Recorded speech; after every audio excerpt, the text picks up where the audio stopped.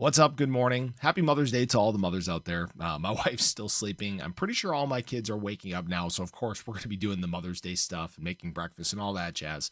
But I do want to talk about the markets this weekend because they are lively, they are healthy. We are seeing some of the most volume we've seen in months on a weekend, which is a great sign.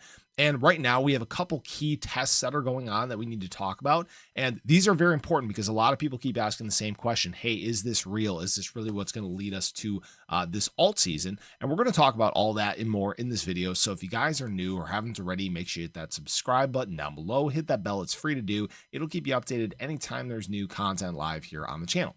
So obviously today is kind of red across the crypto market, and that's not really surprising. We had very nice days across the board yesterday. ADA up about 8%, one of the better daily candles across the top 20 assets. And it just continues to do well almost day after day after day. Now, obviously today is a different story, and it's important that we are in fact doing this. I'm not going to say I love red days, but look at what we did. The reason why, people kept saying, oh yeah, you need to delete some of these lines and all that. And this is exactly why I did not. All right. 85 cents. Crucial resistance right there. Look at that. We came up, we almost tested that right on the head. Rejection, came back down, came down to test our support at 78 cents. Go figure. Nice bounce off of there. Right now we're floating around 80 cents to begin the day. So this isn't really a surprising thing. This is on a technical level why these needed to remain on here. And right now we're just kind of chopping. That's okay. Like I said, it's okay to chop in these ranges, but we actually got about to 85 cents yesterday. And this is all taking place actually in a very high volume weekend. Last 24 hours, $138 billion in daily trading volume. All right. So that is a very good sign. BTC actually yesterday printing a nice solid green candle after a day of recovery and retest there, reaching the highest price levels we've seen since all the way back in January. So we're actually taking some slight weekend steps forward. One thing to monitor closely here is we may create a little bit of a CME gap. I'm hoping that that's not the case. Would like to see BTC just come down a little bit, but understand that, when we do start going on some of these runs, you do not always have to close these CME gaps. Sometimes you do, but the more explosive the run, the more optimism there is, the less likelihood there is of these gaps in fact being closed. Now, we are seeing a couple important tests here. First of all, USDT dominance at our support. All right. This is the long-term trend that we've had since all the way back in December, and we are sitting right on top of it right now. We got a little bit of a rejection, a little bit of a bounce off of it, but it might kind of putz around here before it makes this next leg, right? And we obviously talked about yesterday, this range that we really have to breach. That's 4.45%. And then,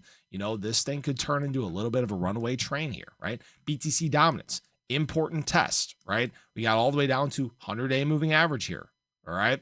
And then we had a bounce all the way back up to the trend. Go figure, right? So we're kind of bouncing around from a structural standpoint and doing exactly what you would expect here. Now, one thing I will say is that really the confirmation, and I believe that the confirmation for this is going to come off of BTC dominance. When this does in fact start breaching below that 200-day moving average, that is a very good sign. That is when we can start saying, okay, this is more of an extended run. This is more real. All right. So for example, back here in basically the end of November, early part of December is when we first started to get that breach. Obviously we had some, negative news. We had the willow chips. We had the bad jobs report that just caused the market to go into a little bit of panic, and that caused BTC dominance to surge once again. But if we look even throughout most of this market cycle, we haven't really truly gotten a breach on this, a sustainable breach. Okay. That is a very important thing to note, because guess what? Back in 2021, what did we get? Or what did we get?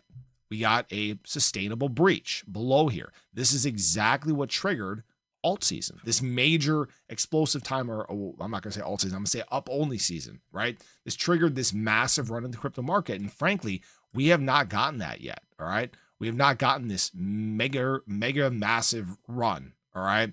Now, again, there's no telling when exactly that might be, but there are a lot of great signs across the crypto space. Right now, what I have to say is that crypto search traffic is still quite low. That's normal, all right? Because right now, when we look at the total market cap of crypto, we're not up at the highs, right? We're at 3.288 trillion. Right up here is where you should see that crypto search traffic really spike. Or if we just end up getting more massive days that are all over the news and the headlines, then people start searching, right? but we're very quickly approaching these levels now where the search optics are going to be on the rise. That's how you spark adoption, right? That's a great sign. Also, last 48 hours, ADA whales have bought 40 million ADA. So you're starting to see, again, a lot of the people that were sitting on the sidelines start to re-enter the crypto market. That's a great sign. Doesn't need to all happen at once.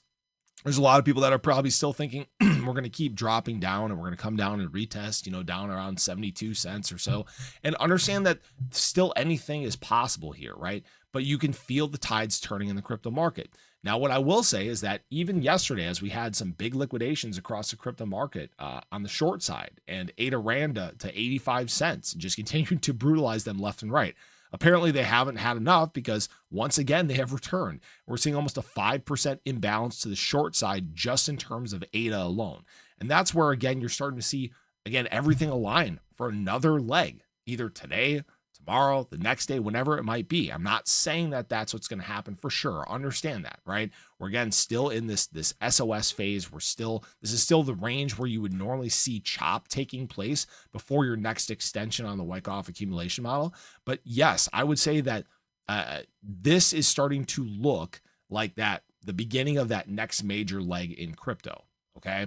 It doesn't mean it's straight up quite yet, but the closer we get, the more these steps that we take forward, the higher these prices climb, the closer that we get to, again, that BTC dominance drop off. That is when you can really start getting excited about what comes next. So I appreciate you guys. I hope you guys enjoyed the video. Let me know your thoughts below, but have a great day. Catch you guys in the next one. Take care.